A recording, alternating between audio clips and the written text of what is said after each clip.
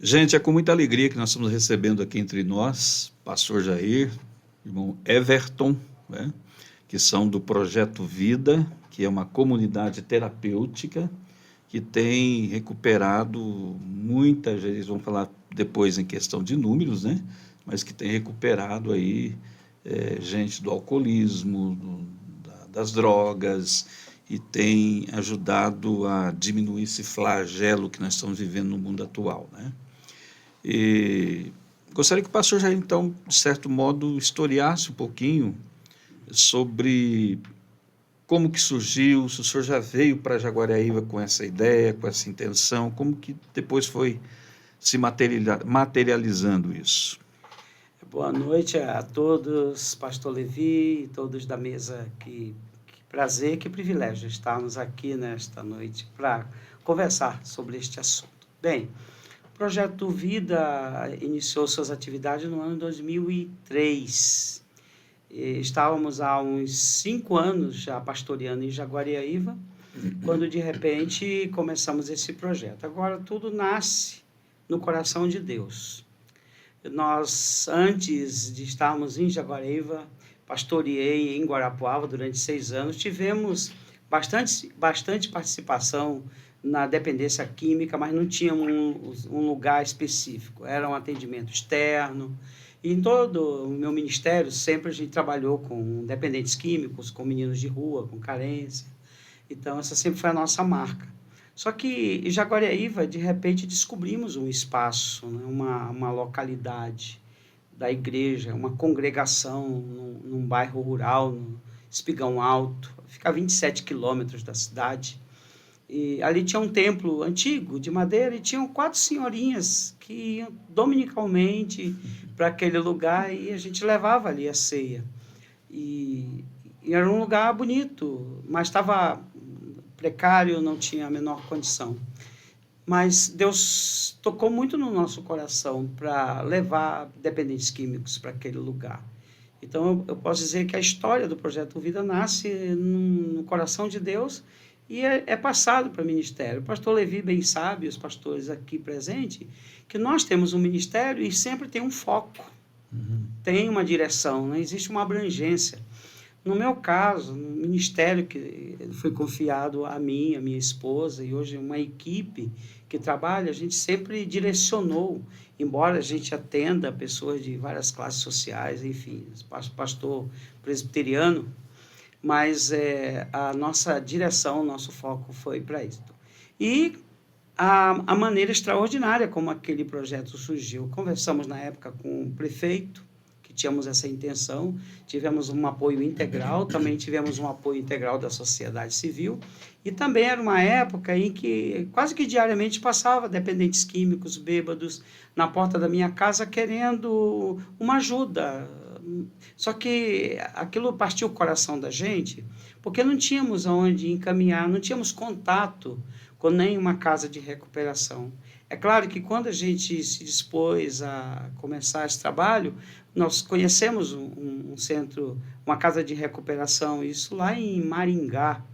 Fomos até lá, mas não foi uma boa experiência. Era uma casa onde tinha muita opressão, o método de trabalho era através do exorcismo, aquelas pessoas ali oprimidas, presas, pagando seus problemas lá de desobediência. Não foi uma experiência boa, não. Mas quando nós abrimos a nossa clínica, nós fizemos do nosso jeito. Nós vamos deixar tudo, as portas abertas, nós vamos ganhar essa batalha, não é com a força, não é com a violência, não é com a opressão, nós vamos ganhar com o Evangelho de Jesus, pregando a palavra de Deus, para que eles se convertam. E é interessante que nós não temos esse problema de fuga. As portas realmente ficam abertas, porque eles um acolhimento voluntário e elas ficam ali. A maneira da gente prender, no bom sentido, é através de acolhimento, de amor, enfim, o melhor que a gente pode fazer. Então, eu posso dizer que nasceu na espontaneidade. Nasceu um projeto que estava dentro do nosso coração, que era um chamado, mas que nos surpreendeu. Nós não tínhamos a dimensão de quanto tempo isso ia durar. Como todo um projeto na sua fase embrionária, ninguém acredita, não tem grana, enfim. E especialmente esse tipo de trabalho. Eu ouvia muitas pessoas preocupadas, não vai mexer com isso, é perigoso, tem traficante, você tem família, é toda aquela situação. Aí nós aprendemos ao longo do tempo que nós temos uma sociedade que tem um problema de droga muito sério, chama-se indiferença. Nós temos uma situação que nos desafia, mas o preciosismo nos mantém nessa distância, sabe, fazendo esses mundos diferentes. E conhecer, e entrar, e conhecer, saber o que é uma biqueira, né? Conhecer esse pessoal, como nós conhecemos hoje, são pessoas absolutamente comuns, acima de qualquer suspeita. Quando o senhor começou, o senhor não tinha esse conhecimento Não tinha essa todo. dimensão, tinha uma vontade. Tinha uma vontade, tinha um chamado de Deus. E ele nos oportunizou a conhecer os bastidores. Já conversamos com pessoas que lidam com isto. Só que nós não temos dificuldade com esse pessoal, porque nós temos uma ética do anonimato. Nós não mencionamos lugar, nomes, nem nada, porque isto realmente gera risco. E eles nos respeitam, porque, na verdade, quando uma pessoa procura a nossa casa, normalmente já não está mais dando lucro para quem está vendendo. O cara já está realmente no fundo do poço. Então vai para lá para eles imaginam, eles recuperam, daqui a pouco ele volta, ele arranja um emprego e vai continuar consumindo. Então existe isso, embora nós não tenhamos nenhum pacto, muito pelo contrário. Nós queremos que essas pessoas se libertem das drogas e procurem a família, uma igreja e tal, como nós temos bastante casos hoje. O senhor tem noção de número de pessoas que já passaram por lá e que foram Nós já ultrapassamos a marca de 3.000 pessoas. Que benção. Nesses 21 anos que nós vamos fazer. Já mais de 3.000 pessoas já passaram lá. Essa é a sua história, né? Agora vamos escutar um pouquinho a história do assistente social ali, que tem a parte também burocrática de tudo isso, né? Essa questão de envolver a clínica ali para que seja mesmo, ou como que se chama, comunidade terapêutica. Você podia falar um pouquinho para nós, Everton, como que é? Posso? Boa noite a todos. Faz 8 anos que eu trabalho no Projeto Vida, alguns anos já como assistente social, e é uma área muito interessante e específica do serviço social. A gente sempre pensa no assistente social, o de CRAS, né? De CRAS e CREAS, que é o mais comum, aquela pessoa que lida diretamente com essas políticas. Às vezes um assistente social de hospital, mas o Projeto Vida, como uma instituição de caráter social, né? É uma instituição privada que atende uma demanda da sociedade, é necessário ter um profissional para cuidar dessa parte, porque a gente não, por mais boa vontade, Jesus no coração que a gente tenha, a gente não consegue tudo sozinho. E não tem por que tentar fazer tudo sozinho, já que existe toda uma rede com o mesmo intuito. A comunidade está ali para atender aquelas pessoas que também são cuidadas pelo CRAS, também tem família, então enquanto ele está lá em tratamento, às vezes aquele homem que estava lá em tratamento, que está em tratamento, era quem levava o sustento para casa. Aquela família vai ficar o quê? Sem comer? Não, tem que ter uma cesta básica, tem que ter uma assistência para aquela família. O que nós não conseguimos dar, mas o CRAS pode, a prefeitura pode. Então, nesse caso, existe uma parceria da comunidade terapêutica também com a assistência social da cidade, Sim, nós etc. trabalhamos diretamente em rede com a assistência social do município. Desde 2014, o Projeto Vida faz parte, ele é membro do Conselho Municipal de Assistência.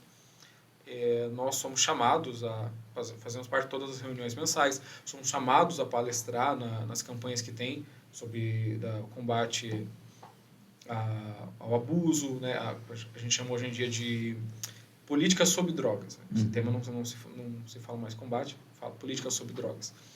E o Projeto Vida faz parte direto, tanto do Conselho de Assistência quanto do Conselho de Segurança da cidade. Então, a parte ali do fórum, carcerária, cadeia, tudo mais, nós também estamos por dentro e compomos. Então, somos consultados, damos ideia, participamos.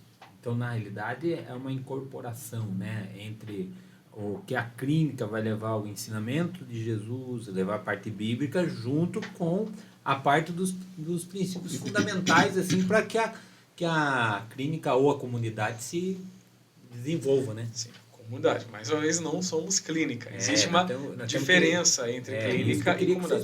Explica para nós. Vou começar. Há algumas diferenças entre clínica e comunidade. Uma clínica, entende-se que ela está voltada diretamente ela é um órgão da saúde. Ela é um instrumento da saúde. Ou privado ou governamental é ali como um hospital, como uma UBS, como uma UPA.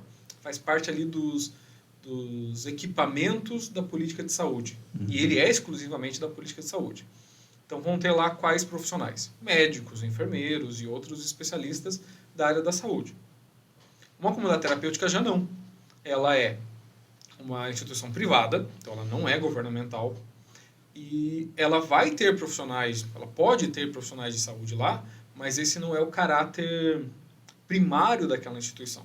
Ela é uma ONG, apesar da gente não usar muito mais esse termo, mas ela é uma ONG e ela presta o serviço de acolhimento para o tratamento de dependência química.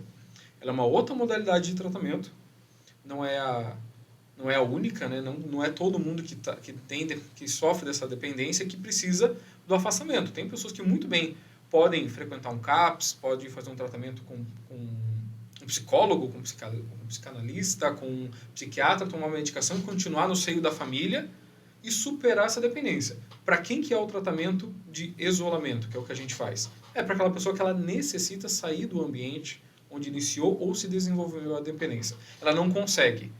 Os vizinhos não vão permitir, os amigos não vão permitir. Aquele ambiente, ela estando lá, ela não consegue sair daquela situação.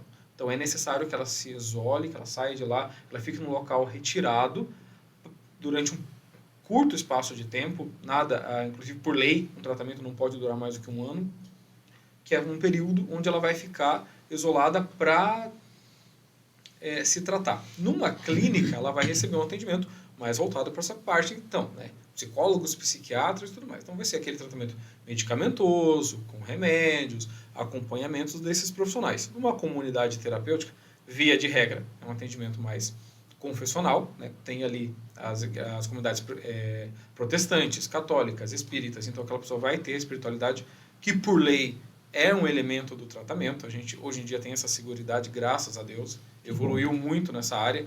Hoje em dia a atual DEPAD, antigo Senapred, que é a Secretaria Nacional de Política sobre Drogas, entende a espiritualidade como um elemento importante do tratamento. Então, uma comunidade, ela tem isso como um princípio, né? Normalmente vai ter a espiritualidade como um princípio, e lá o tratamento não é medicamentoso. Ele é na vivência em comunidade. Então, vivendo naquela comunidade, o acolhido, por isso é um dos motivos a gente não usar o termo paciente, porque nós não somos da saúde, então a gente não tem pacientes, a gente tem acolhidos. Esse acolhido vai desenvolver habilidades desse período que ele está em tratamento. Habilidades sociais que vão ajudar ele a superar a dependência química dele. Pastor, e daí? Me conta, assim, quais são os princípios, assim, que o senhor implanta lá, assim, no meio bíblico, assim, para levar um pouco de anseio deles terem essa dor, essa questão, assim, emocional trabalhada e, assim, desenvolvido para que eles possam, já que são os acolhidos lá, para sair desse meio. Quais são os princípios? Como que é o dia a dia da clínica daí? Tá. Como o Everton colocou, é uma seguridade, é uma garantia que a gente tem de pregar livremente o Evangelho de Jesus Cristo. Nós procuramos, a gente recebe pessoas de várias confissões, inclusive quem nem acredita, mas nós trabalhamos em cima do Evangelho, em cima de valores, né? E basicamente os temas são voltados ao existencialismo mesmo, às angústias, aos medos, a falta de perdão. Então, os assuntos bíblicos direcionados à situação em que aquele acolhido está passando, além das palestras diárias, dos cultos que nós temos, né? Todas as manhãs, Antes do café tem um período devocional, onde normalmente o monitor ali vai levar uma palavra de oração, de fé. E nós pregamos o evangelho, porque nós acreditamos neste poder. Olhando assim a perspectiva como uma pessoa chega e de repente ela se converte, é pelo poder da palavra. Então nós temos essa liberdade. Nós só temos uma preocupação de não caracterizar o lugar como uma extensão da igreja presbiteriana. É para que não tenha nenhuma dificuldade em outras pessoas, porque nós temos uma estrutura, tem um CNPJ, tem uma associação que é aberta a todos os tipos de crenças. Tem, por exemplo, um pessoal de uma denominação que uma vez por mês eles vão lá, eles fazem culto, é aberto para isso. Mas no dia a dia, nós temos uma frase lá que Jesus é a solução. E nós não temos medo de dizer isto. Só que é muito mais do que dizer, do que explicar. E a linguagem que eles entendem é a linguagem do contato, dos expedientes. De sentar com essa pessoa e ouvir o que ela tem para dizer. E ganhar o direito de ser ouvido. Porque, normalmente, ela não vem só com problema de droga, ela vem com uma desestrutura familiar. Tem toda uma história. É toda uma história. Ela vem quebrada com relação até um sistema de crença perverso. Isso que eu ia perguntar. Existe algum caso, por exemplo, que a pessoa fala, não, eu nunca desenvolvi nenhum tipo de espiritualidade, então não quero saber desse negócio.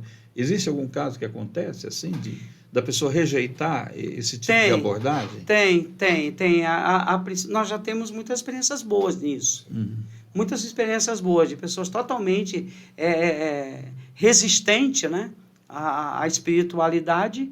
Só que, com o passar do tempo, ela ficando no seu dia a dia, isto vai quebrando, porque a convivência fala mais alto. Aí eu te aproveito, eu quero contar uma história bem rápida de uma situação. De um rapaz, o Everton ainda não estava conosco, ele está há 8 anos, foi bem no início. Veio um rapaz desviado de uma denominação evangélica de Londrina, extremamente revoltado. E ele estava extremamente debilitado, inclusive com HIV e outras complicações em decorrência disso. Mas ele tinha um ódio absoluto no olhar, ele colocava medo nas pessoas. O olhar dele era terrível, de muito ódio com relação à igreja e a tudo mais, ele estava ali. Teve um dia em que eu conversei com esse rapaz no escritório, né, olhando bem nos olhos dele, dizendo assim, você não precisa andar armado assim. A sua arma é o teu olhar, que é de ódio. É porque tem um novo olhar sobre a sua vida, que é Jesus, que ama a sua pessoa.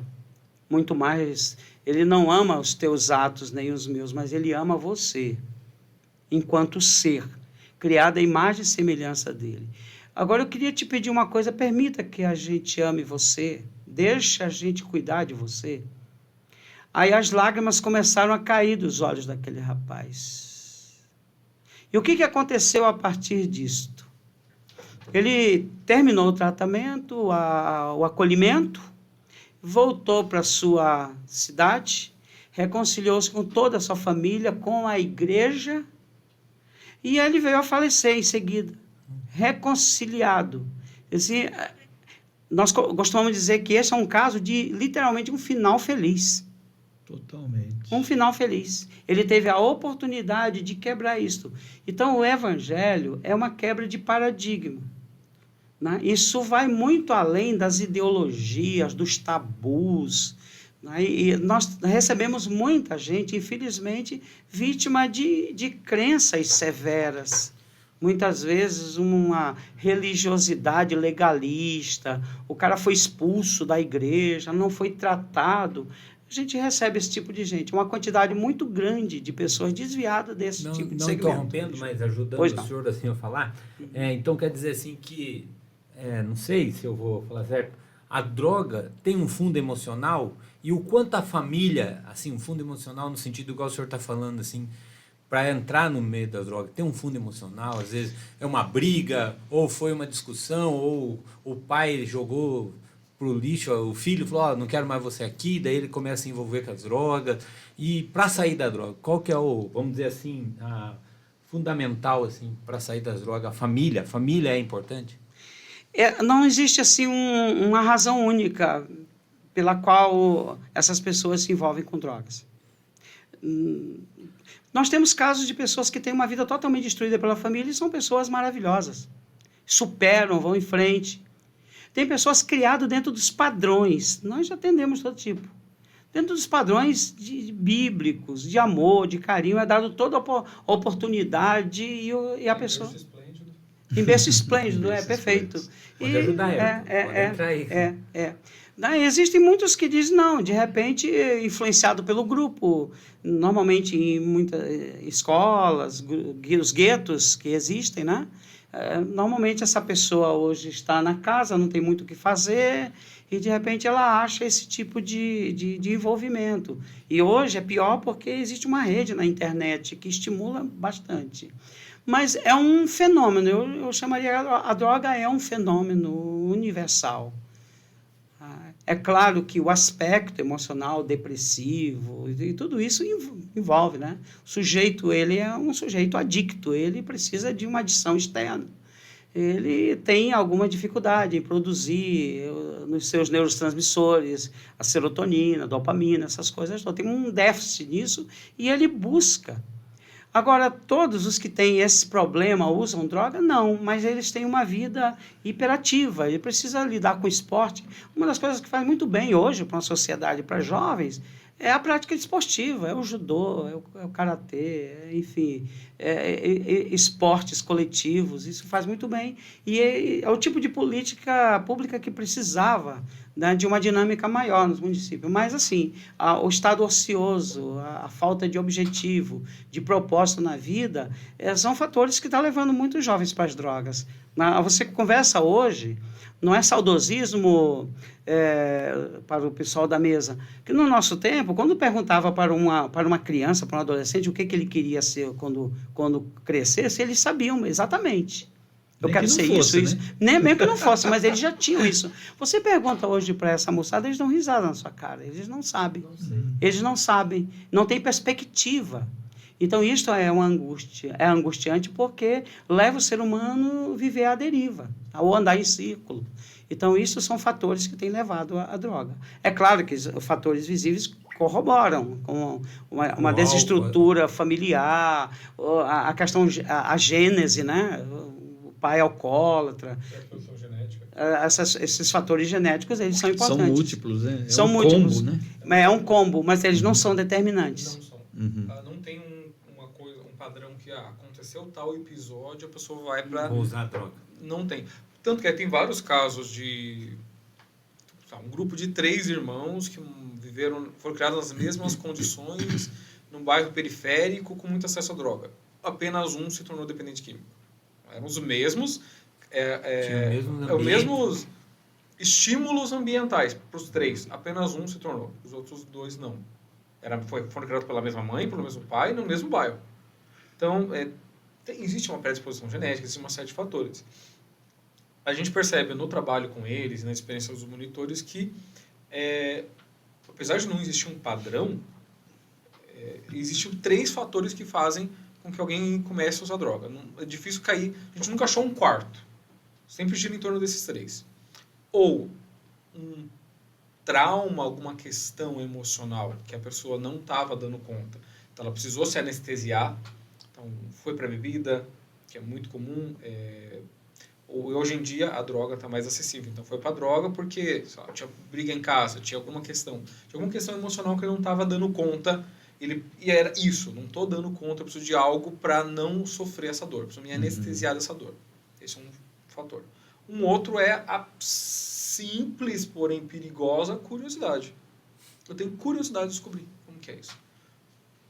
Tá tudo ótimo em casa, tá bem, mas eu tenho curiosidade de saber. Tem pessoas que uma sensação diferente. A gente tem casos de pessoas que a gente tratou que a pessoa foi experimentar droga com 25 anos, ele já estava formado da faculdade, ele nunca fumou cigarro, nem na adolescência, estava formado trabalhando numa empresa.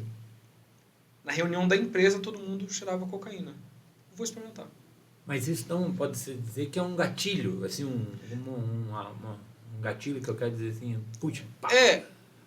É menor, mas tem os casos da curiosidade. Mas não entra aí também o fator ambiental? Porque você disse que porque todo mundo na empresa, nas suas reuniões, cheirava cocaína. Cheirava cocaína. Isso, de um fator modo... ambiental. Né? Sim. Se a gente para pensar, os influenciou, três... Né? Os três, ainda não falei do terceiro, mas os três são ambientais. Não seria uma questão ali que aconteceu, do ambiente, um trauma, de uma questão que ela está passando e ela precisou daquilo. Ela encontrou no químico, seja a bebida ou na droga, uma fuga. Outro seria uma curiosidade, de algo que estava ali acontecendo e ela quis experimentar. E a terceira, que também é muito comum, é a da inclusão social. Eu preciso pertencer a um grupo. Então, aonde eu moro, todos os meninos da minha idade já fumam. Aonde eu moro, todos os meninos fumam maconha. Na minha família, todos os homens são alcoólatras. Eles celebram isso, são os cachaceiros. Eles riem, tem música sobre isso. E eu sou desta família. É a identidade da minha família que todos bebem.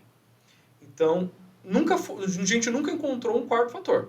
São só esses três. A curiosidade, a fuga de um problema ou preciso entrar no grupo social. Seja ele o mais próximo, que seja a própria família, ou até, muito comum, na escola, 13 anos, eu brinco que 13 é o número do azar, porque se você perguntar, hegemonicamente, 90% vai responder que fumou baseado pela primeira vez com 13 anos de idade. Nem muito antes, nem muito depois disso. Você sempre para ali na idade dos 13. Mas, tipo assim, você falando disso, que eu ia perguntar assim, tem como a gente identificar, por exemplo, o meu filho, assim, são alguns sinais, assim, eu quero dizer assim, para poder ajudá-lo. Se ele está igual você falou, desses três ambientes, três questões. Por exemplo, meu filho está lá com 13 anos, igual você falou.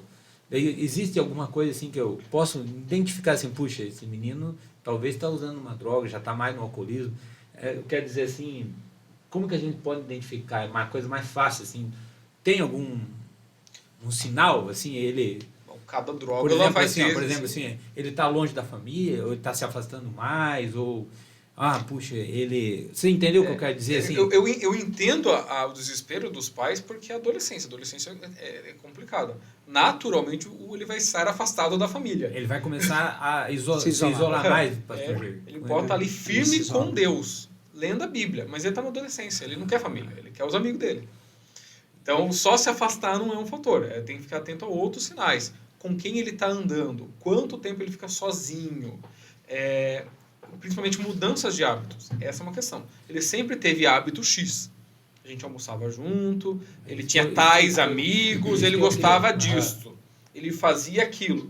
Daí deu nada, parou de jogar bola, mudou as amizades, está andando com outro grupo de amigos e agora mudou os horários de chegar em casa. Esses sinais é interessante prestar atenção. Uma situação que a gente quer colocar sobre isso, né, os sinais. O problema é que hoje, como as famílias estão isoladas nos seus mundos, quando um pai ou uma mãe vai perceber, já está percebendo os sinais consequenciais. Às vezes, esse adolescente já está envolvido com o tráfico. Aconteceu, inclusive, domingo passado, no sertão, uma família em que o filho adolescente de 17 anos foi executado. Meu Deus. Executado. Família bem lá do lado do Lanças. O menino trabalhando lá, né, sendo cuidado pelos avós. Isso já é um problema muito comum nos nossos dias. E, de repente, começou a aparecer dinheiro na família, um dinheiro fácil. E a alegação do rapaz é que ele estava fazendo site, que estava ganhando dinheiro com isso. E, na verdade, não era nada disso. Ele foi executado. O que acontece é o seguinte, esse isolamento não permite que os pais percebam os primeiros sinais. Por isso que o que a gente pode fazer na prevenção, especialmente quando se trata de estrutura familiar, essa presença do pai, da mãe. Olha, eu sou pai, tenho os meus 4 filhos adultos, graças a Deus, né? pastor Levi, pastor Edenilson aqui, a gente é muito presente na vida dos nossos filhos. A gente percebe mudança de humor rapidíssimo. Né? A gente bate o olho assim, o que está acontecendo? A gente já chega num canto. Então, por quê? Porque tem um vínculo, porque tem um convívio. Porque nós achamos que isso é importante.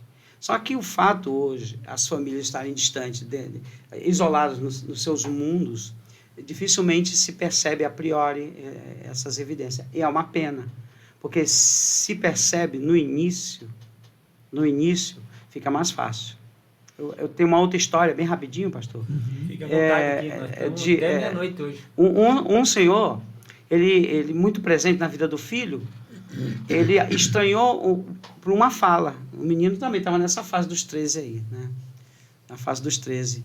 E o menino chegou para o pai dizendo o seguinte: eu sou favorável à liberação da maconha. Maconha não é droga. Maconha não é droga. Ele nunca tinha questionado isso, o menino ali tranquilo e tudo. E aí esse pai nos procurou, né, para perguntar sobre o projeto. Claro que o nosso projeto, a gente vai falar daqui a pouco sobre a faixa etária, né? Nós não temos condições de receber adolescente, mas o pai pediu para ir lá com o menino no projeto. Tudo bem, nós fomos conversando, e o menino com uma convicção, porque normalmente hoje esse pessoal, quando eles dizem uma coisa, ele já vem, pós-docto naquilo ali, pode ter certeza. Não se iluda. Só que a graça de Deus foi muito grande, porque ele chegou lá no projeto, e aí um dos acolhidos foi caminhando com a gente, mostrando lá a mata, ali a horta, tudo. E o rapaz, espontaneamente, sem ninguém perguntar, começou a dizer: sabe por que eu estou aqui? Porque um dia eu acreditei que maconha não era droga. E o menino regalou o olho. Que benção. Eu acreditei nisto. E isso foi a minha perdição, porque a maconha foi um portal de entrada para outras drogas. E sabe qual é a bênção? O menino voltou mudado e nunca mais quis saber. O pai conseguiu detectar lá no início. Foi lá. Você pode interceptar um rio na nascente, mas quando ele ganha o leito, aí é mais difícil. E existe a falsa sensação de porque está todo mundo dentro de casa, está todo mundo seguro, né? E hoje, infelizmente, isso não é verdade. Eu acho também pela questão hoje, né, dos pais, né, pastor Levi, pastor Jair Everton. Cada um sai um horário para trabalhar e daí deixa os filhos muito livres, soltos. Não é isso também? Não sei se o senhor... Tem uma outra situação também que eu queria colocar aqui, assim, tem uma coisa chamada reputação familiar. De repente, um pai e uma mãe fica sabendo de uma situação como essa, aí de repente é como se explodisse a bomba atômica, que acabasse o mundo. Então gera naquele adolescente mais insegurança ainda. Quando de repente falta sobriedade, não sabendo como lidar, porque é um problema de saúde, mas de repente a repercussão, né? Porque a família tem um nome, é uma estrutura cristã, que vai todo mundo para a igreja, né? Pessoas chegam lá conversando com a gente: o meu filho toca no louvor da igreja, pastor, eu não aceito isto. A questão não é aceitar ou não aceitar. A questão que a gente precisa, especialmente pai, mãe, de sobriedade. Nós usamos a expressão bem comum: não espante a lebre. Vai devagar, senta, dialoga, né? E de repente a gente consegue mais êxito assim. Mas a explosão que a gente percebe hoje na família, até por causa dessa reputação, do nome, da estrutura criada, isso muitas vezes dificulta. O que vão pensar de mim, né? O que vão pensar. Nossa. Tem uma coisa muito interessante em relação a essa questão dessa explosão e da reputação, que não raras vezes esse foi o que motivou o adolescente, a pessoa, a começar a usar droga. Tem vários casos que a gente atendeu ao longo dos anos que a gente entende, a gente vai conversando e conhecendo a pessoa, a gente percebe o porquê que ela começou e o porquê que ela não larga. Está lá no 20º tratamento. Tem casos assim que a pessoa perdeu conta de quantas CTs, clínicas, hospitais psiquiátricos já passou. Foram vários ao longo dos anos. Até que a gente chega um momento que a gente entende, conversa com a pessoa e a pessoa confessa o motivo. É a única forma de estabelecer o contato com a família e se sentir amado pela mãe. São 3 irmãos. Meus irmãos são bons em tudo. Eu precisava chamar a atenção. Daí o meu irmão ganhou dinheiro, está casado, eu sou o problema da família. É a síndrome da ovelha negra. Sim. Daí o que acontece? Por que ele não vai parar de usar droga? Porque enquanto ele está usando droga, daí ele passa um tempo lá na rua, passando fome, frio e tudo mais. Daí tem um momento que ele liga para a mãe dele, depois de meses, desaparecido, que ele estava em outra cidade. Daí aquele irmão que trabalha na empresa X larga tudo, corre atrás dele, porque ele aceitou ajuda. Daí aquela mãe se desloca de onde ela estiver, larga marido, larga os outros filhos, vai lá levar ele para entrevista na comunidade terapêutica, para o hospital. Durante aqueles 4 meses, 6 meses que ele passou lá, ela visita todo final de semana. Eles ligam para saber como que ele está. Daí depois que ele sai, é o período da reinserção. A pior coisa que pode acontecer para ele é parar de usar droga. É o quê? Vai virar um pagador de impostos que ninguém olha? E que a mãe não dá atenção? Não. É a única arma que eu tenho para manter a minha família me amando e cativa de mim é a droga. Eu não vou parar de usar. Como que vocês orientam a família nesses casos? Porque, obviamente, vocês percebem esse mecanismo, né? E como que vocês... existe um trabalho que é feito junto às famílias, porque tão dificultoso é para o dependente, é também para quem acompanha o dependente, que está nesse círculo vicioso da coisa em si, né? Como que vocês orientam a família nesse sentido? Há uma dificuldade brutal sobre isso. Nós já tentamos fazer reuniões com os pais, né, que estão envolvidos, com os acolhidos. Eles não vêm. Eles são resistentes. Sabe igual reunião de pais de escola? Só vai o pai do aluno que não dá trabalho? Só acompanha, assim também, só tem contato com a gente aquele que a gente sabe que o cara precisava só de uma ajudinha, assim, que ele vai dar certo. Uhum. A imensa maioria, as famílias acreditam, não, ele não precisa. Agora, o meu problema é que ele estava na rua. Agora que ele está aí seguro, banhadinho e estão atendendo ele, agora eu vou cuidar do monte de problema que ficou para trás por causa dele. Eu não tenho tempo para ir em reunião, não tenho tempo para ir no psicólogo, não tenho tempo para conversar. Meu problema é que ele estava na rua. Agora eu não tenho mais problema. A minha vida pode continuar. E daí eles não dão abertura para... Nem para ouvir. Transferência de responsabilidade. Que coisa. Isto é um problema tão grave quanto a droga em si. Porque aí, seja a comunidade terapêutica ou seja uma clínica, é uma coisa muito paliativa, né? Porque, obviamente, vai acontecer novamente. Sim. É que, na realidade, eles acham assim, agora toma que o filho é teu. Não é bem sentido, isso. Não é isso que eu estou dizendo. Toma agora que é vocês, eu não vou ser responsável por isso.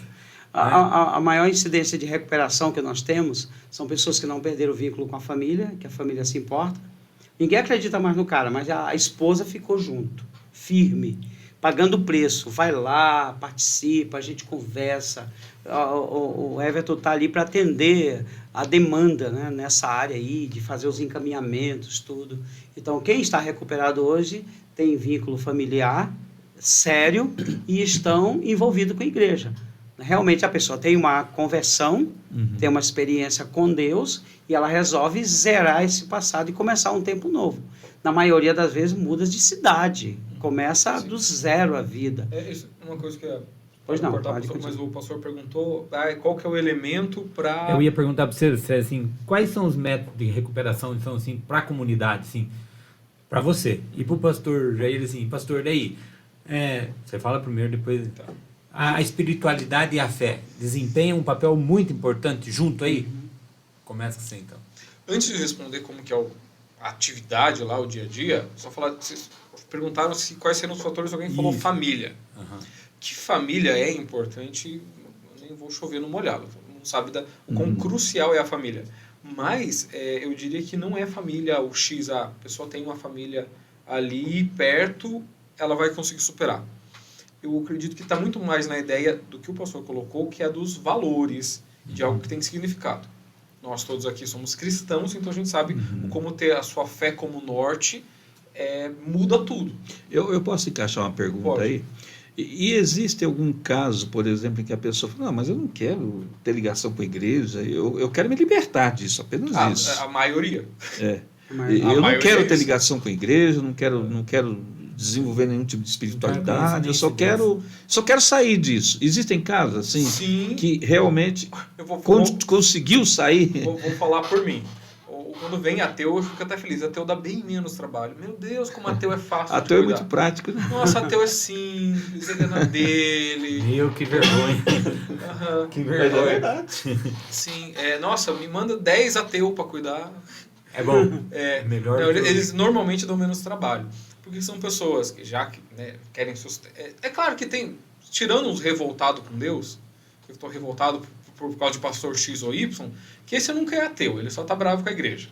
É um ateu que lê a Bíblia, é um ateu que ainda ora. Não é ateu. Não é ateu. É Mas ateu, tem um pessoal ateu que está ali querendo acreditar em Nietzsche, assim, que está querendo ser ateu. Nossa, os que...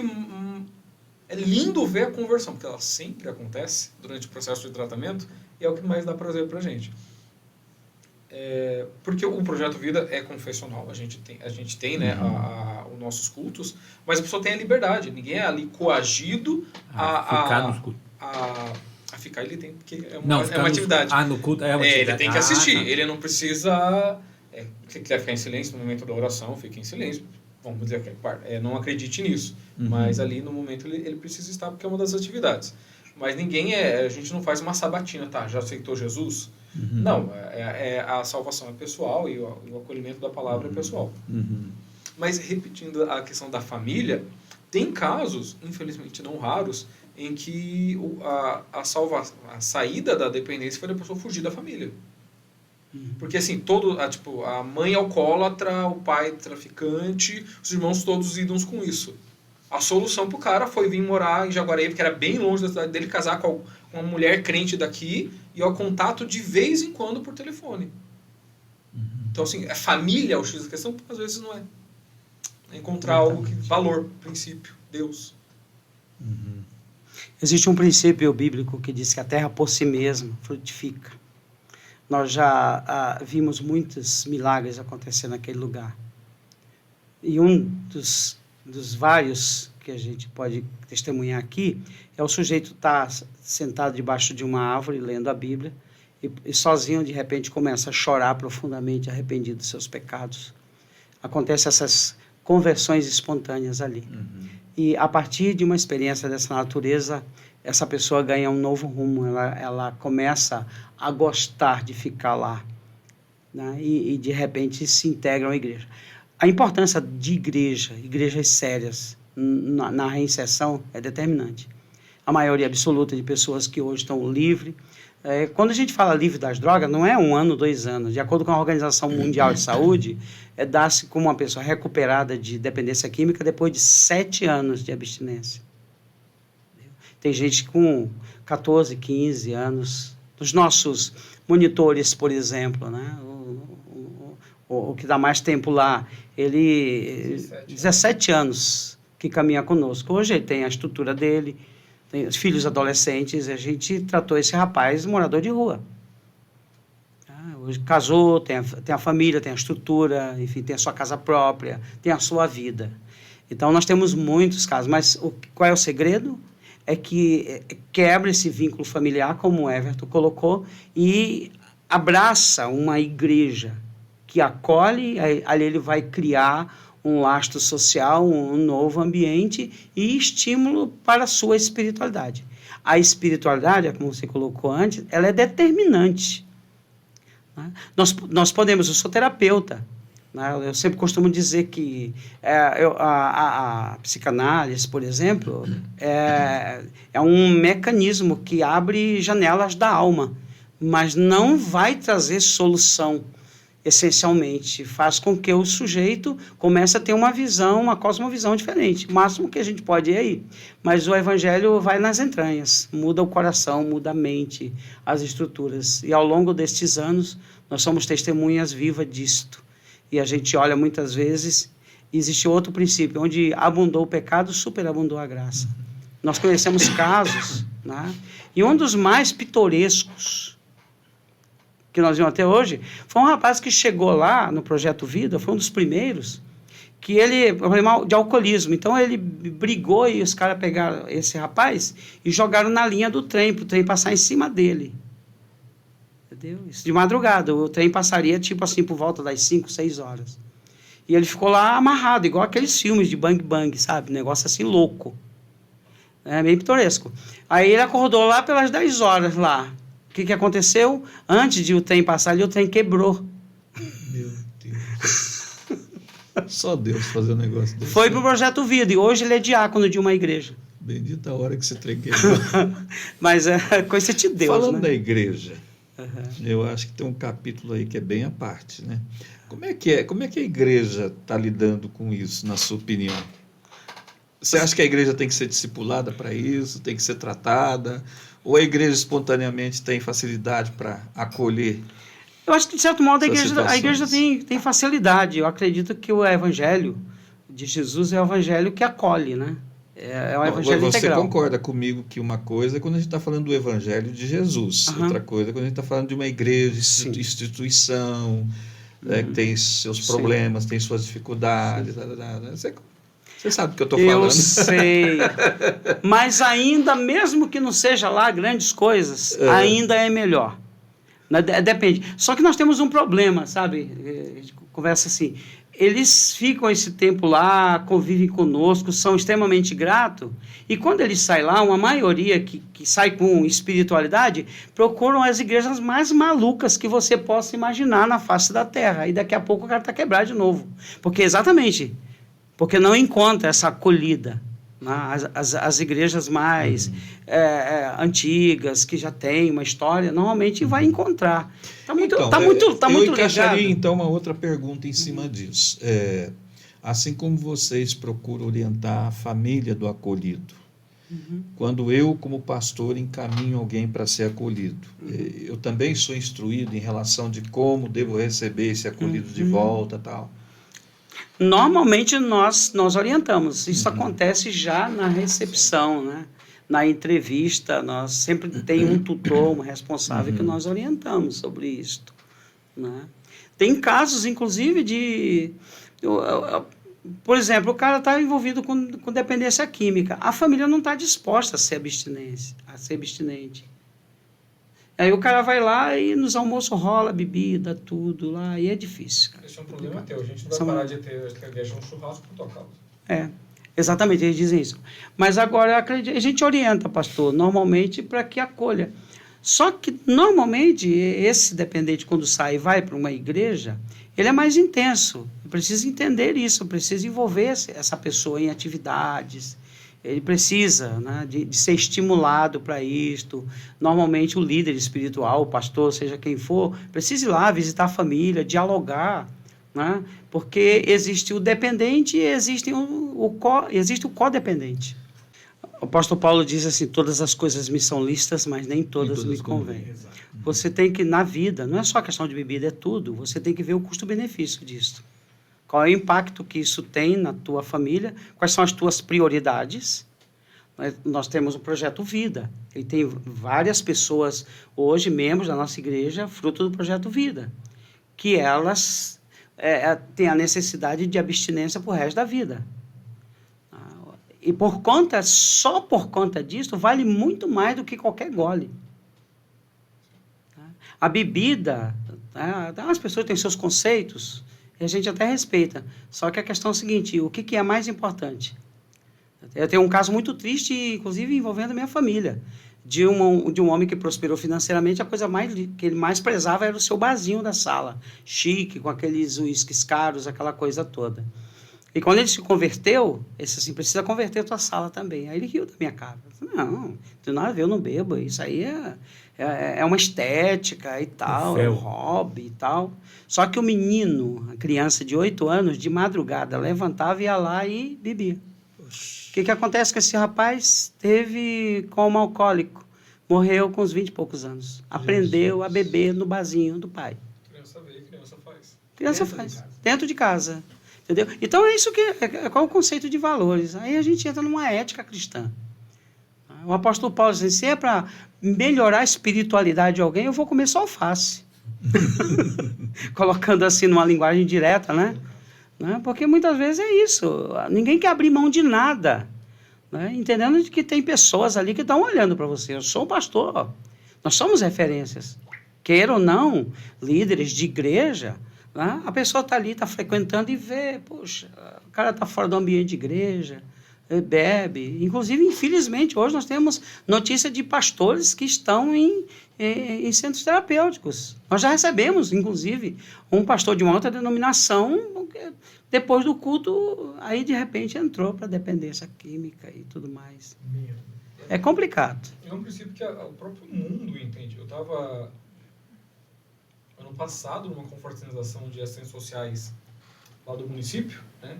Tinha assistentes sociais da prefeitura, de empresas, e eu estava junto. E a gente, após a confraternização, foi um café e depois eles pediram um chopp. Então, eu me levantei, falei, tchau.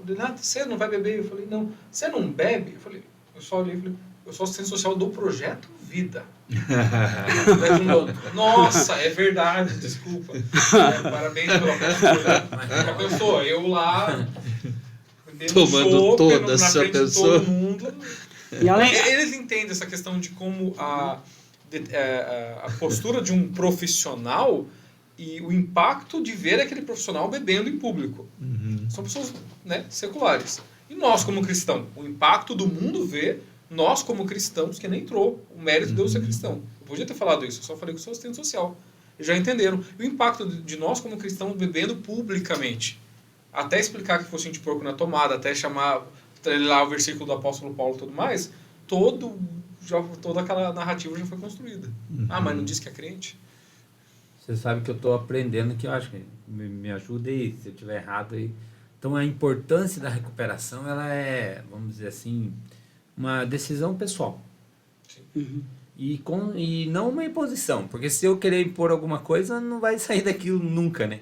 Pelo que eu estou vendo aqui vocês falarem assim. Então, eu digo assim, então a comunidade, ela auxilia os pacientes, igual vocês, a tomar uma decisão consciente ou involuntária, eu acho.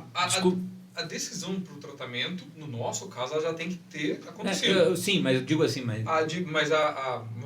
virar a chave. É. Sim, porque... o que o Projeto Vida vai fazer, a comunidade vai fazer, é proporcionar um ambiente para que a pessoa reflita, ela lide com os problemas, né? Toda aquela questão ficou para trás. Às vezes perdeu o guarda de filho, às vezes a mulher abandonou, às vezes perdeu o emprego, porque ninguém foi buscar tratamento porque estava tudo mil maravilha. Foi buscar porque deu algum ruim muito grande. Daí que ela toma, porque até ontem ela dizia que ela parava a hora que quisesse. Se ela escolheu hoje é porque deu algum ruim muito grande para ela decidir. Então a cabeça está 1000. Ela precisa de um ambiente com Jesus, tranquilo, bacana, para lidar com a guerra que está acontecendo lá dentro. Acho que é até interessante você falar da rotina, como é que funciona. É isso que eu ia falar. Da hora que levanta, a hora que dorme. Isso é legal, né? Vocês mostrarem as atividades para nós. Sim. Vocês, né? Eles acordam às 7h30, com música, tocam uma música. Ouviram a música, sabe que é hora de levantar. Daí vamos, Qual é a música? Música cristã, evangélica. É lógico. Qual é a música específica? Do gospel. Do gosto musical do monitor que está no dia. Ah, entendi. O que estiver bombando no momento. Entendi. Muria Marçal, ultimamente. Muria Marçal. Daí tocou uma música no alto-falante, você toca às 7h30, todo mundo sabe que tem que levantar. Vai, escova seus dentes, arruma sua cama, 7:50, vai pro salão para começar pro momento do devocional. O devocional vai das 8, umas 8h30, 8h15. É uma palavra ministrada pelo monitor. Ele vão todos tomar café e descobrem o que vão fazer naquele A dia. palavra também ela é assim, eu senti de falar isso hoje, ou ela segue algum devocionário, alguma coisa? Eles seguem um devocionário. Normalmente eles têm já um esquema de assuntos de Fica mais sequenciados. fácil, né? Fica mais fácil. Daí, café da manhã, eu brinco com os acolhidos, né? Quando eu chego, o que eu vou fazer lá? Eu falo, você vai ter uma experiência, você vai ser um agroboy por 6 meses. Você vai cortar lenha, você vai fazer comida no fogão a lenha, você vai arar a terra, você vai plantar, você vai colher alface, você vai tratar do porco, você vai andar de bota para lá e para cá no meio do mato, você vai rastelar a grimpa, você vai ser um agroboy por 6 meses, você vai viver uma vida rústica, agro. É isso que eles vão fazer. A manutenção, porque é uma chácara grande, né? Os únicos funcionários que tem lá é o monitor. Então, toda a manutenção da chácara é feita pelos acolhidos. São eles que limpam, são eles que lavam, são eles que produzem o alimento, eles que fazem o alimento, né? A comida é feita por eles, eles fazem tudo. Tem os momentos de culto, são 4 cultos por semana, e os devocionais todos os dias. Daí tem horário para o café, horário para o almoço, horário para o café da tarde, horário para janta, horário para o culto, horário para dormir, porque a questão da rotina é importantíssima. Porque quem está no vício não tem rotina. Né? Dorme a hora que consegue, vira à noite, às vezes não dorme. Come a hora que consegue. Come a hora... Quem está na rua nem come, né? Porque não sente fome. Então, organizar o relógio biológico, o sono, porque sem isso não vai ter tratamento. Ninguém vai superar a dependência. Né? Enquanto não normalizar, conseguir dormir bem, conseguir se alimentar bem, ter uma rotina é importante para bebê, é importante para o ser humano em qualquer momento da vida. Então, para aqueles que estão fragilizados emocionalmente e fisicamente, estão gravemente fragilizados, a rotina é ótima. Então, e dentro dessa rotina não é um isolamento, né? Vocês têm, por exemplo, hoje, o pai, a mãe podem visitar eles. Sim, às vezes ou pode existe uma celular, rede específica nesse sentido? ligação, todas as quartas e sábados, 15 minutos, e visita todo sábado e domingo, das 10 da manhã às 4 Eles da tarde. podem portar celular lá? Não, Eles usam o celular da chácara. Eles não podem usar nenhum eletrônico. Essa vamos dizer assim, só perguntando. Então, essa é a diferenciação entre a comunidade terapêutica e aquele programa assim, que é de isolamento, que fica dentro de uma clínica lá, assim, a clínica normalmente um pouco mais isolado. fechada. É mais Como isolado, né? Não é isso? Como nós somos uma Unidade, comunidade é isso terapêutica que trabalha com fortalecimento de vínculo, então a promoção do acolhido com a família é o que a gente mais tenta fazer. Dentro dessa rotina tem uma coisa importante, né? É que é a visitação. Por exemplo, nós sempre recebemos pastores, líderes, tem alguns amigos padres que já foram lá, enfim, a delegado, diretor de escolas, já recebemos muitas escolas lá. Então, o Projeto Vida está aberto. Então, isso faz muito bem, né? Que os irmãos querem levar um grupo lá. É muito interessante, às vezes com escola, né? levar os adolescentes, ficar lá um período do dia, lanchar com eles, ouvirem as histórias lá. Isto é muito importante. Sempre quem estão indo lá conosco, o pessoal da escola agrícola, a colônia holandesa, os nossos irmãos holandeses são uma benção, eles nos ajudam muito e levam lá a escola. Então está aberto a isso, é importante esse contato. Eu acho que agora, uma referência. o senhor falando disso, se eu não me engano, eu estava vendo, a SAF vai lá, né? Vai. A SAF vai mês Vai que em vem. agosto agora, né? Em agosto. Em agosto vai ter um encontro lá. Federação de SAF. Vamos dizer o que é SAF, né? Porque às vezes estamos falando sociedade. Sociedade Auxiliadora Feminina, né? São das mulheres da nossa igreja. Ô pastor, mas assim, o senhor está falando tudo isso, assim, de modo... Só fazer uma pergunta prática. Por exemplo, digamos que eu tenho um acolhido lá, eu posso visitá-lo a partir de quando e de quanto em quanto? A partir da 3ª semana, todo final de semana que você tiver Todo disponibilidade. final de semana. Se você mora em Jaguaraíva ou cidade próxima e você consegue visitar todo final de semana, é aberto. A gente fala a partir da 3ª semana que nos primeiros 15 dias, que é o momento de adaptação, é muito comum da família visitar e pular no carro e ir embora. Então a gente fala, não, os 15 período, ninguém segura. É o Se você quer ir, não, tchau. não segura, não segura. Mas desde o primeiro dia, se ele entrou na quarta-feira, a quarta-feira ele já consegue ligar para a família. Então toda quarta e todo sábado ele fala com a família, por videochamada pelo celular. Na quarta, pode. Sim. Então, assim, o contato com a família desde a primeira semana. A visita presencial que a gente orienta a partir do 15º dia. É porque ele chega estranho no ninho lá, né? Então, esse período de adaptação, quando a família vai visitar, ele já está vinculado, ele já tem amizade lá dentro, adesão, já tem a rotina dele, então ele tem mais estrutura de querer ficar. Isso me despertou uma outra curiosidade. A pessoa chega lá, ela não conhece ninguém ali, todo mundo está na mesma condição, tentando sair de toda essa situação. Como que é a reação? A gente sempre espera que ela seja sempre absolutamente positiva, mas existe, ou sempre alguma situação que tem que ser administrada? Depende muito de como essa pessoa vai chegar lá. Normalmente, por se tratar de um acolhimento voluntário, a maioria chega querendo ficar. Mas os que estão lá já? Não, absolutamente positivo. Não, é muito positivo. Absolutamente. Né? Solícitos, extremamente solícito com quem chega. E essa convivência, ela é determinante. Porque o cara está lá 2, 3, 4 meses e chega uma pessoa, ele acolhe. Tem situações em que essa pessoa chega tão debilitada que não consegue comer. Não. Aí aqueles mais antigos dão banho, faz barba.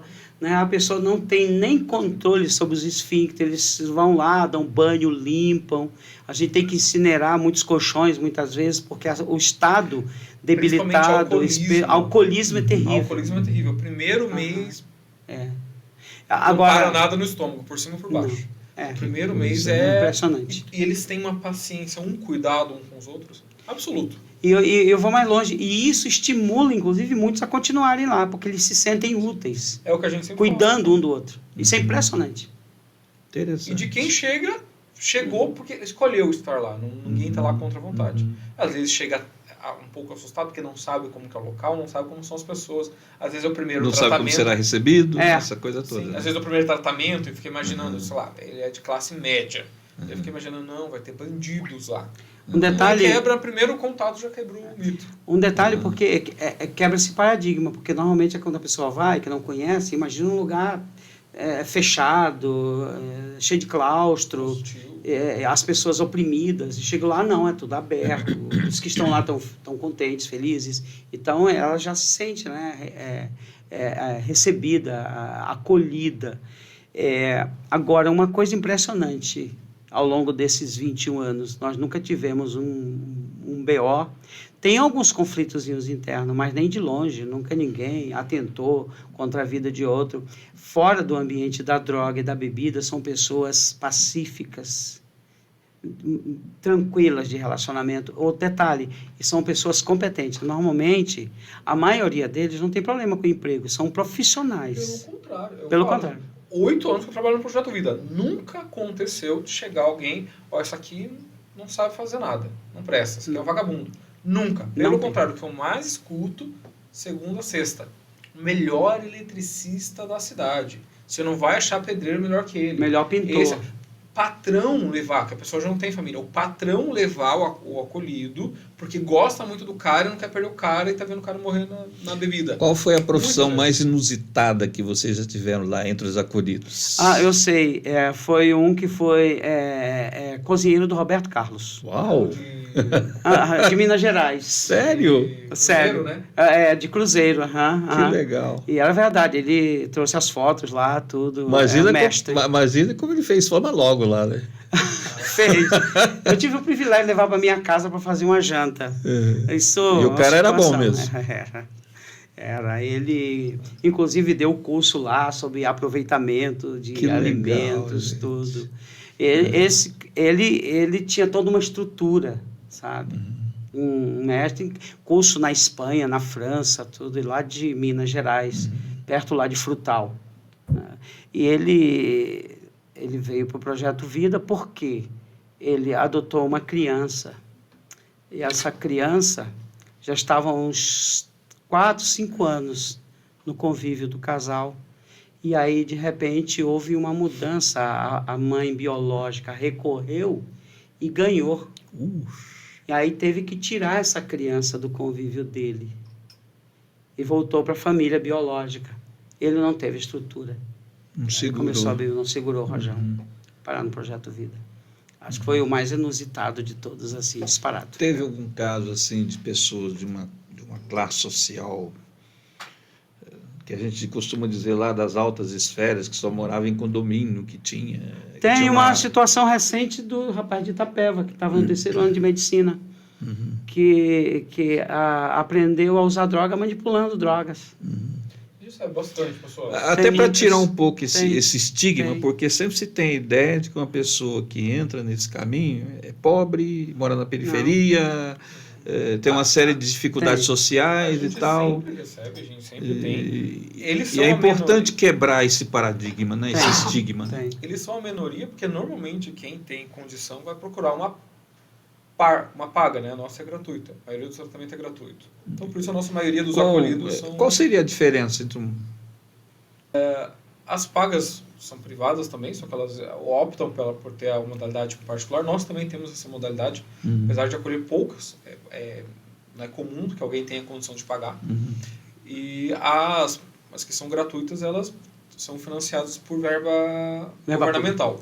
Não, essa parte é técnica, assim, eu consigo No entender. Eu digo dia... a diferença Existe alguma diferença no trato, Na nossa, não. Na nossa, não, em absoluto. Mas deve ser por causa, assim, deve ter mais enfermeiros. Agora, quem tem uma condição financeira, normalmente manda para uma clínica cara. Com quadro. Eu estou falando isso porque há muitos anos atrás, há uns 30 mais, 40 anos atrás, pelo menos, nós fomos encaminhar um moço para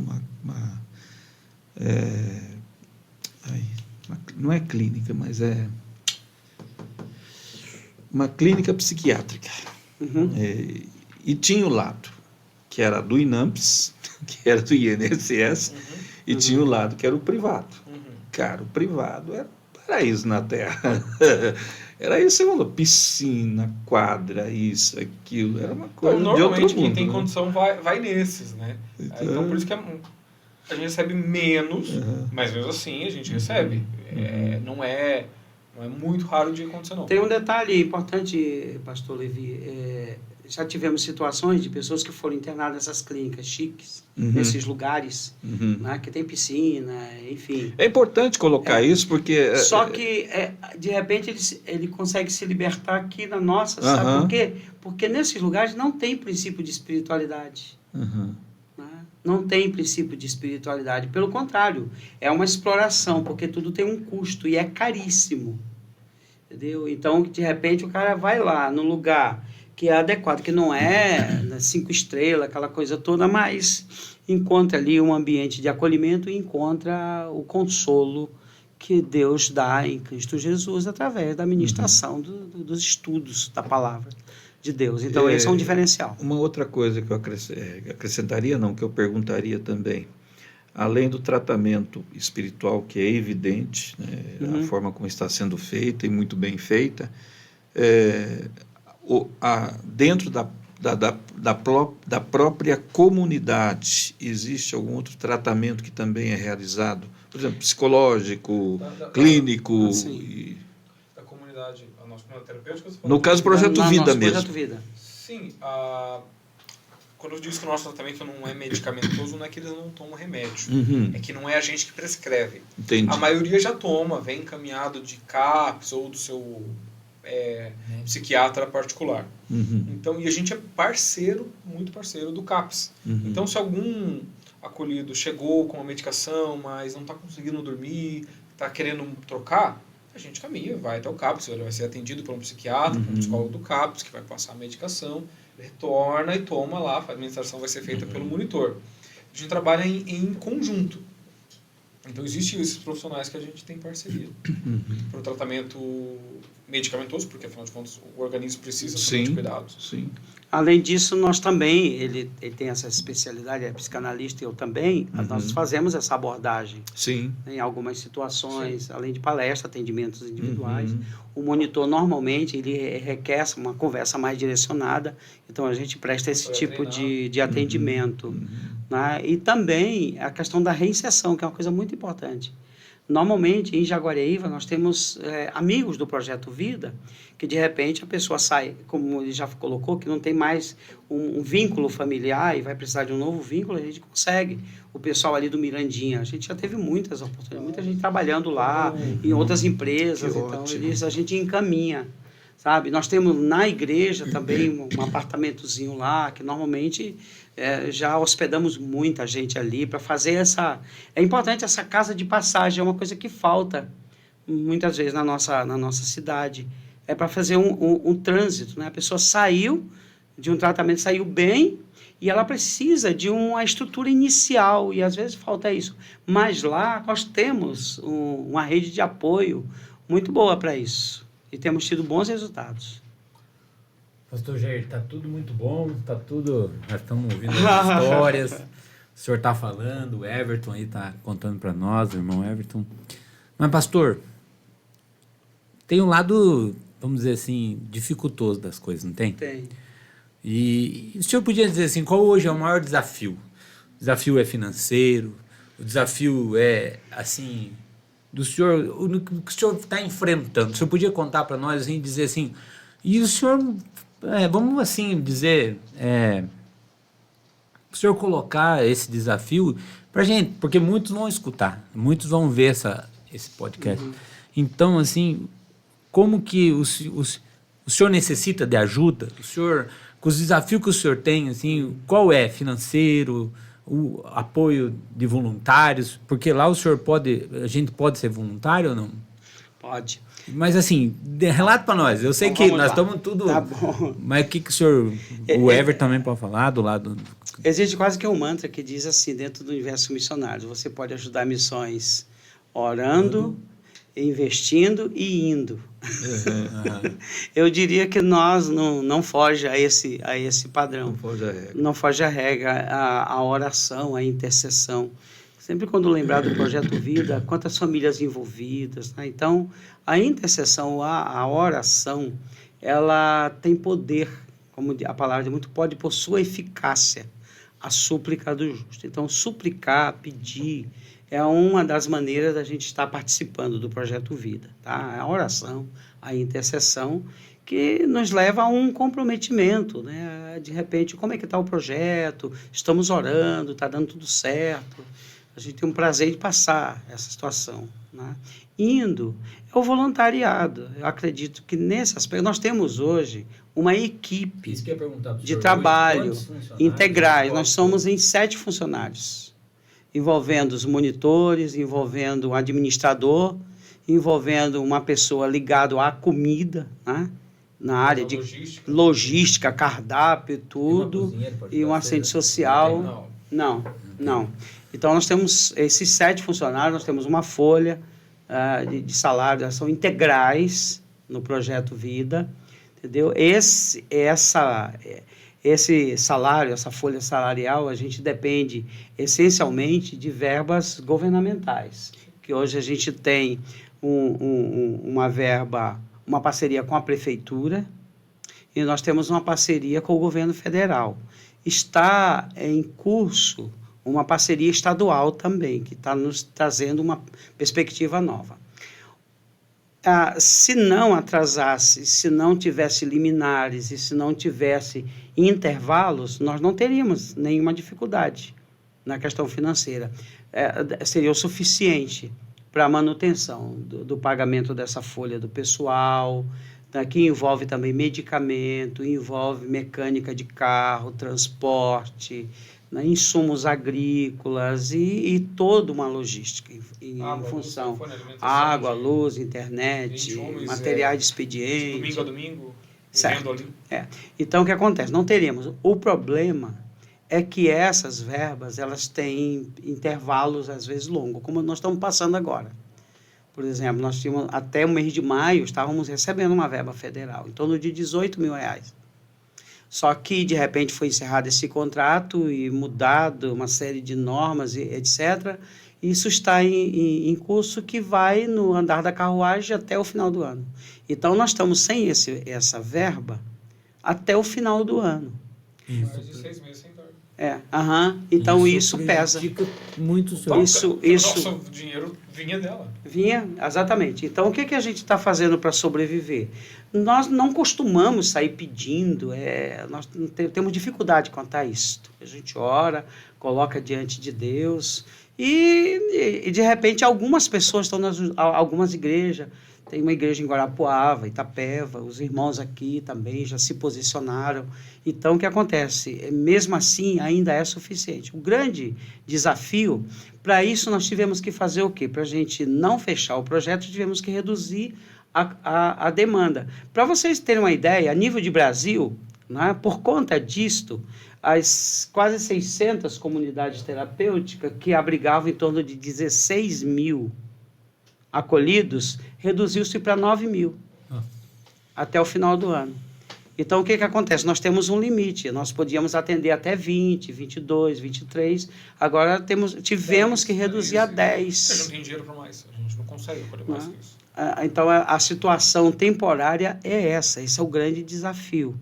Né? Graças a Deus que nós não temos problema com a alimentação, que nós recebemos da igreja holandesa uma provisão muito boa. Prefeitura também nos ajuda, né? Mas essa parte financeira, por conta disto, e não é a primeira vez que isso acontece, né? Ao longo desses 21 anos, nós já tivemos muitas e muitas dessas experiências. Por maior tempo, né? Que a maior que a gente ficou foi 4 meses, sem verba. A gente vai ficar agora 7 meses.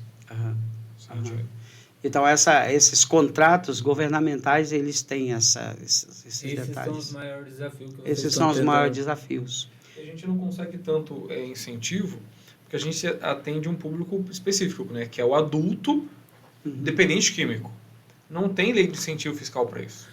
Então, se uma empresa quiser doar para o Projeto Vida, ela não pode abater um centavo. É isso que eu ia perguntar. Não tem aquela questão do imposto de renda? É porque o imposto de renda tem que ter uma lei de incentivo. Tem lei de incentivo para trabalho com crianças, esporte, cultura. A política sobre drogas não tem. Não. Então, ele não consegue justificar. Eu pensei que podia pegar aquele 6%, acho que é 4%. É que não é, o geral, qualquer obra social. Tem que ter uma lei de incentivo fiscal. E isso é com os deputados e senadores que fazem isso. Que eu consigo abater da minha empresa. Nossa. Então, se uma empresa quiser ajudar o Projeto Vida, só pela boa vontade.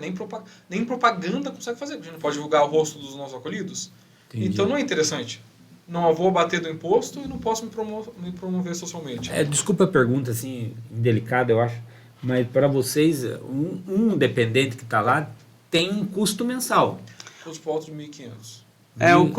O custo de cada um é um salário mínimo, em torno de 1.500 eu vejo que eu sou testemunha, eu vou dizer aqui, que vocês, com toda essa luta que vocês estão tendo, porque eu sou testemunha, o pastor Levi também que quando nós pedimos para uma vaga para vocês lá, uma que vocês, né, não porque o Everton está aqui, mas falando aqui, a gente fica grato quando a gente liga lá para o Everton, pastor, não, pastor, vou tentar dar um jeitinho, e sempre ele consegue uma vaga.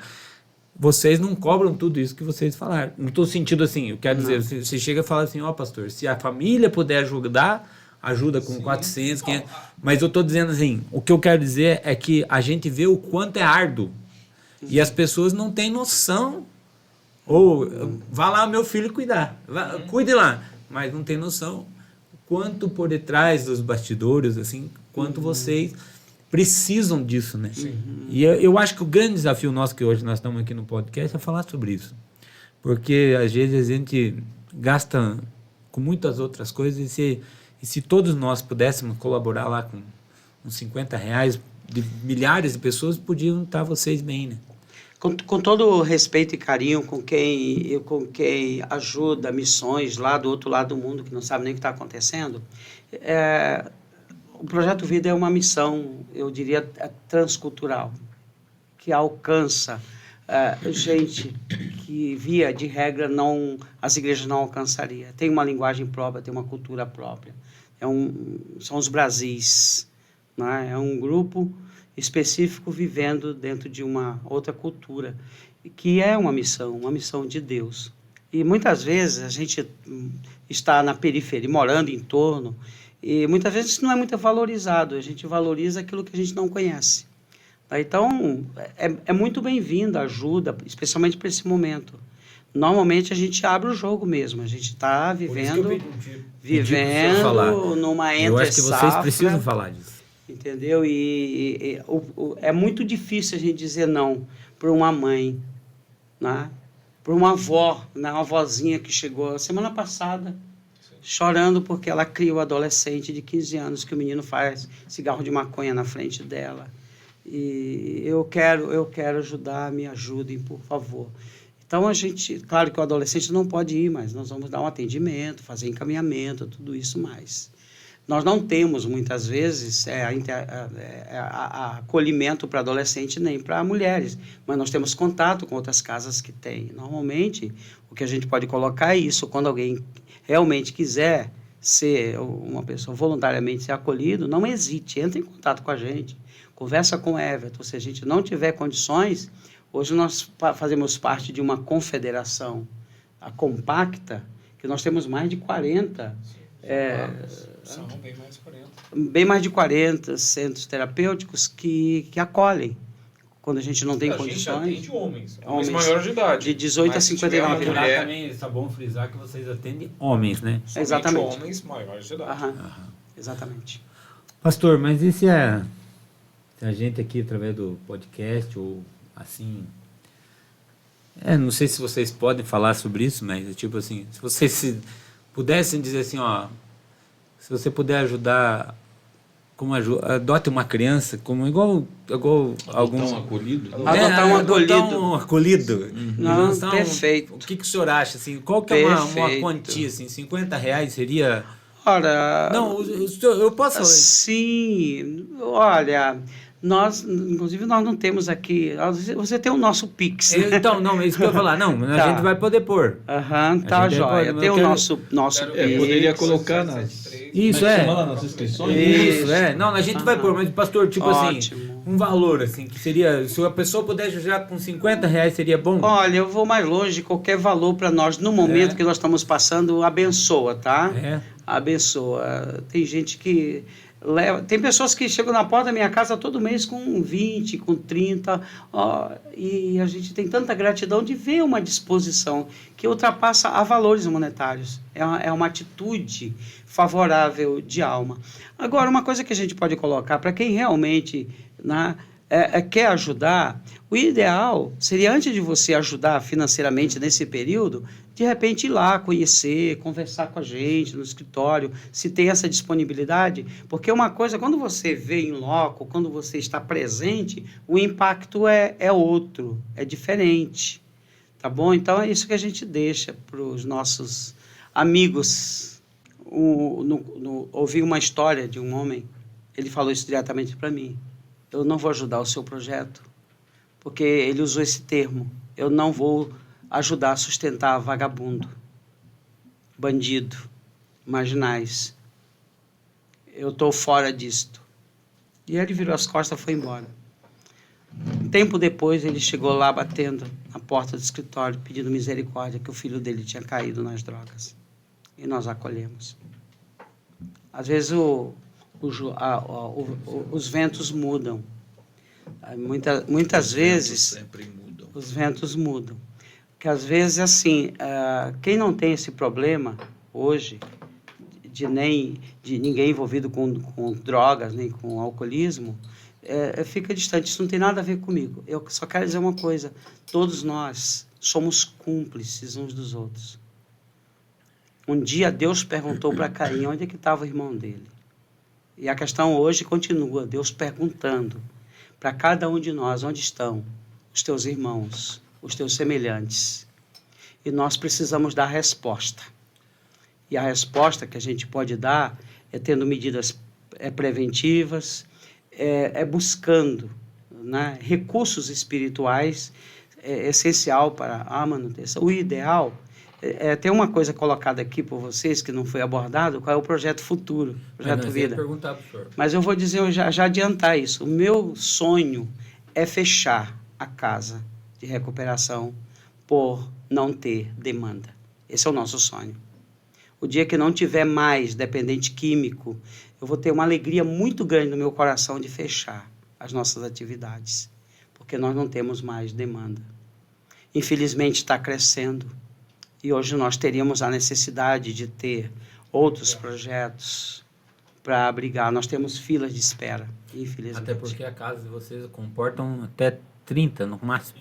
Isso. A nossa capacidade de leito é 30, enquanto a gente ainda tinha verba federal. A gente colhia até 20, que era o nosso teto ali que a gente conseguia manter. Atualmente a gente está colhendo uma média de 10. Mas na experiência geral hoje, Mas a demanda não diminuiu, a lista de espera é longa. ela é grande, mas o ideal hoje é você não atender mais do que 20. O ideal, o padrão é ter 20, porque a partir daí vira depósito. Aí é complicado você controlar Uma situações. estrutura bem maior, um número maior de funcionários. Dá muito mais BO. Pastor, eu vou entrar na pessoa. O senhor já está... uma pergunta assim...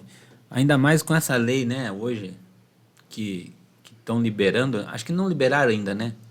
40 gramas. É isso que fala? Que então, o Congresso está liberando. Isso vai... O senhor como... O Everton, o senhor como... Assim, lida nesse meio, assim... Isso vai...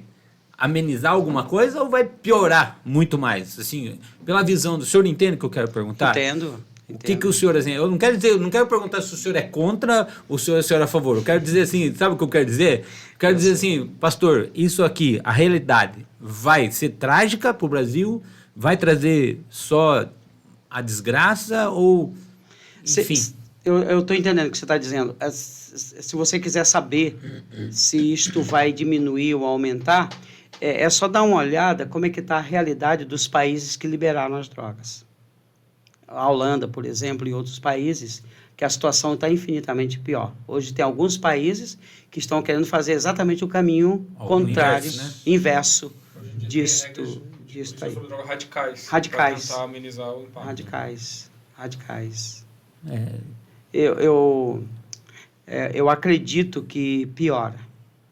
Mas o problema é que existem hoje, eu não coloco em partido político nem nada, mas ideologias.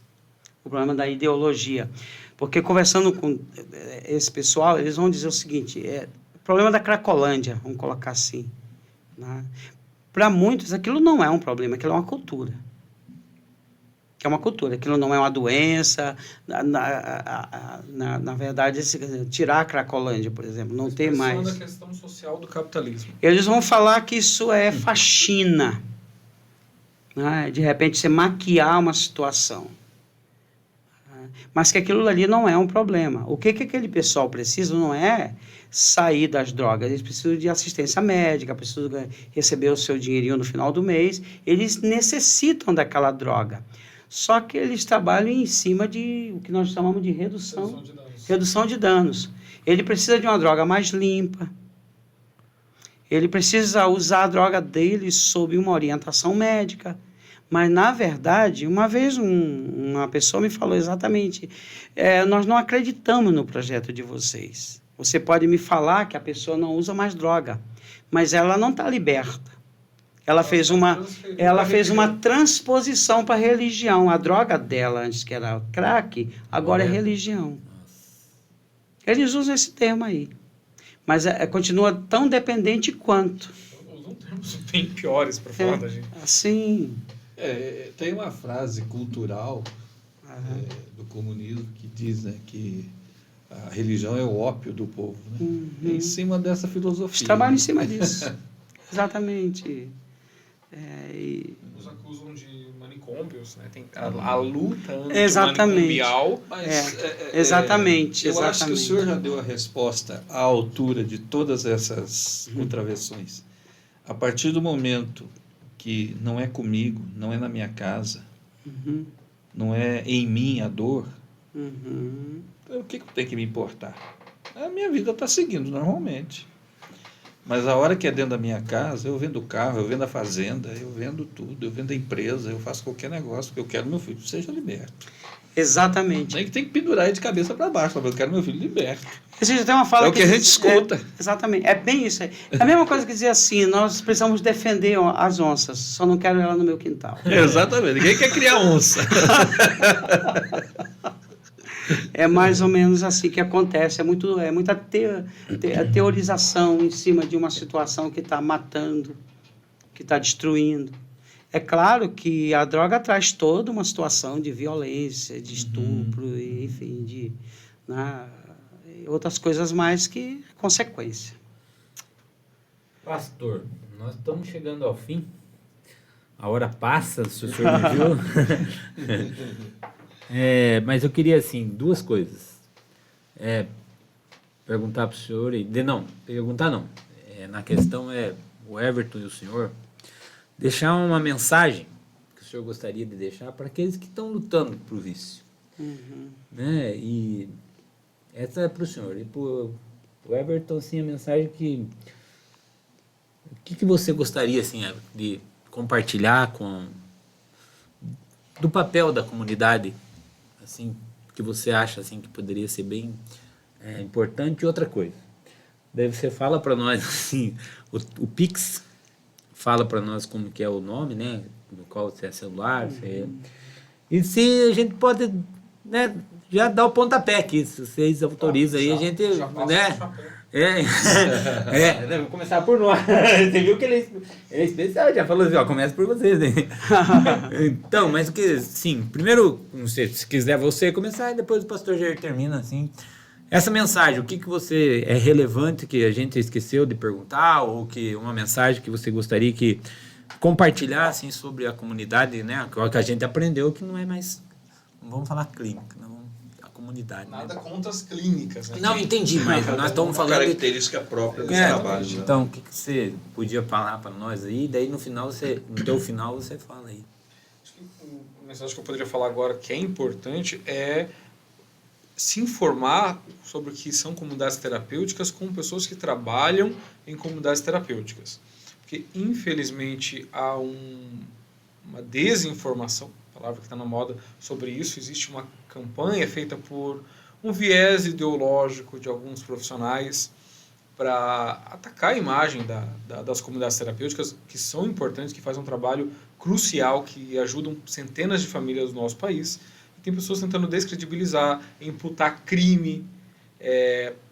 Eu sou o primeiro a denunciar uma fazendinha, que é o termo que se usa com a comunidade terapêutica clandestina. Sim, claro, eles dificultam o meu trabalho, eles fazem crimes contra os direitos humanos, eu estou contra eles, então que fechem as fazendinhas. Mas aquelas comunidades terapêuticas corretas, com CNPJ, que prestam um relatório ao seu conselho de assistência do seu município, que são fiscalizadas pelos órgãos públicos, são decentes, estão prestando um trabalho para a sociedade, e você não pode sair por aí imputando crime por causa de casos isolados. Então, cuidado com alguns mitos que, infelizmente, alguns interesses estão tentando perpetuar. Então, se informe, venha conhecer o Projeto Vida, liga lá pra gente, agende uma visita para conhecer o trabalho do Projeto Vida. Eu falar uma coisa, acho que é importante você falar, que lá não é uma comunidade fechada, né? Ela é assim, quer dizer, se a pessoa tiver... é aberta a visitação. Mas a pessoa também que está lá, ela não é, vamos dizer assim, vocês não vão segurar ela lá, né? Tem até no documento, na ficha do acolhido, tem um papel que são os 10 direitos do acolhido. O primeiro direito é, número 1, interromper o tratamento a qualquer momento.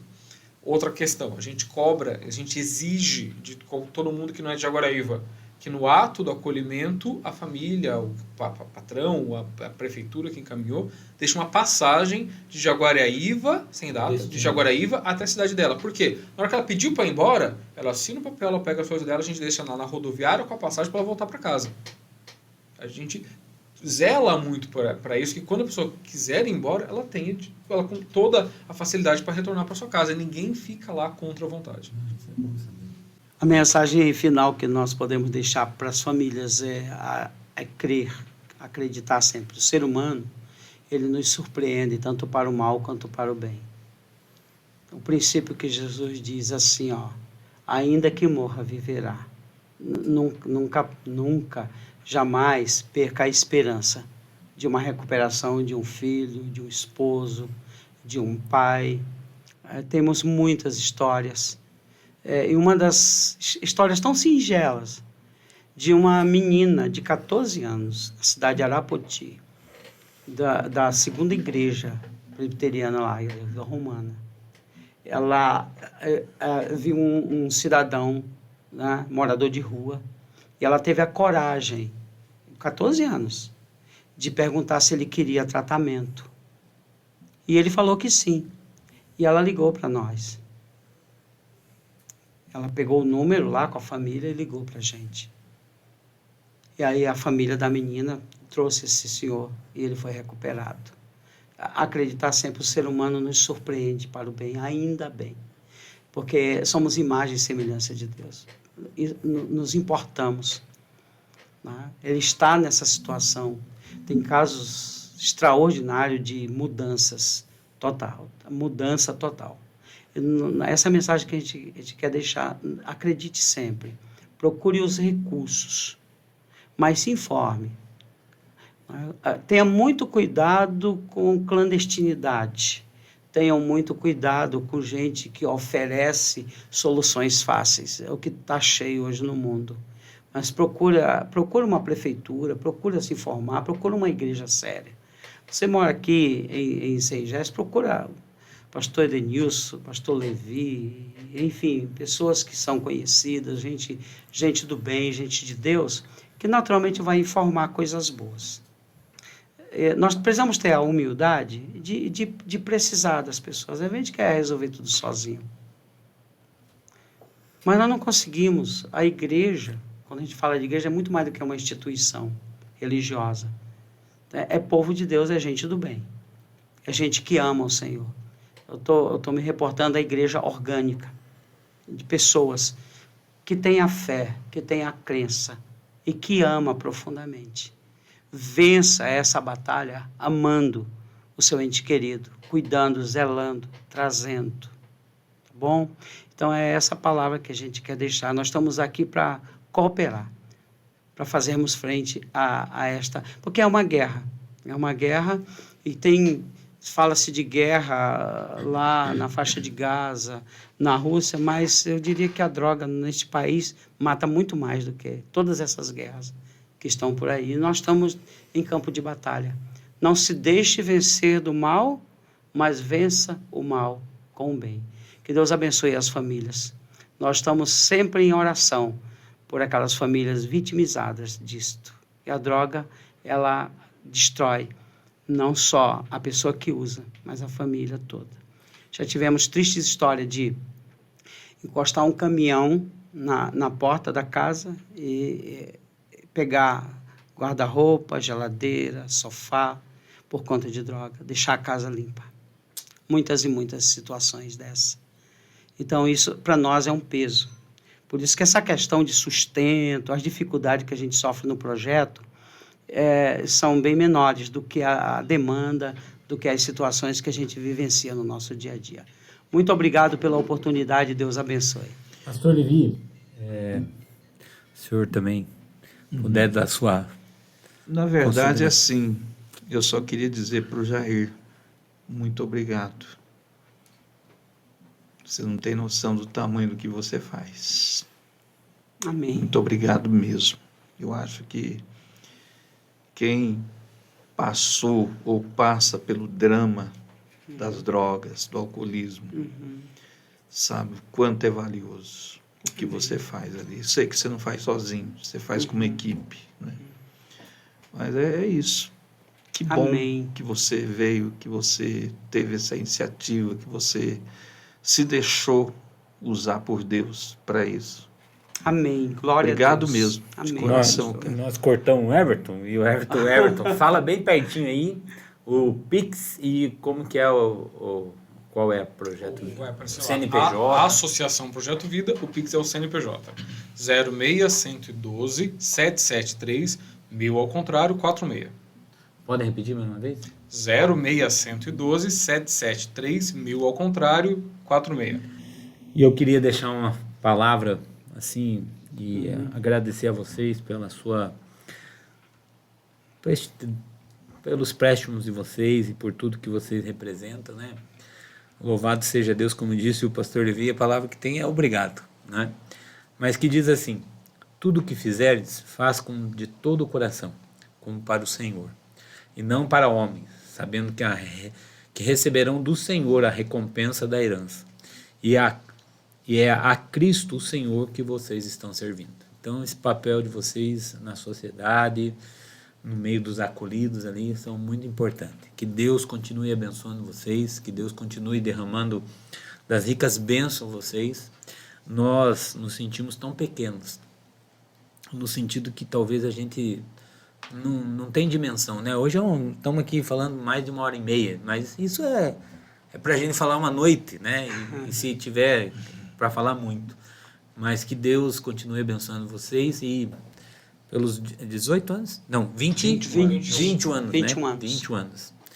Pela sua dedicação nesse projeto, né? Porque eu tenho certeza que muitos percalços, muitas pessoas contrárias, muitos, posso usar o termo inimigos, né? Não só o Satanás, mas inimigo aqui pessoal, né? Que ali o pessoal que eu digo, né? Batendo em vocês, trazendo muitas vezes dizer não vai dar certo, não vai conseguir, é como o senhor disse que não vou ajudar porque isso não vai levar a lugar nenhum, mas que Deus continue derramando a bênção de Deus sobre a sua pessoa que começou o projeto lá, sobre o Everton e que está lá na frente também ajudando vocês, né? Tem a Luciana também, outros ali, que Deus continue ajudando aqueles que lá ficam lá, os monitores, né?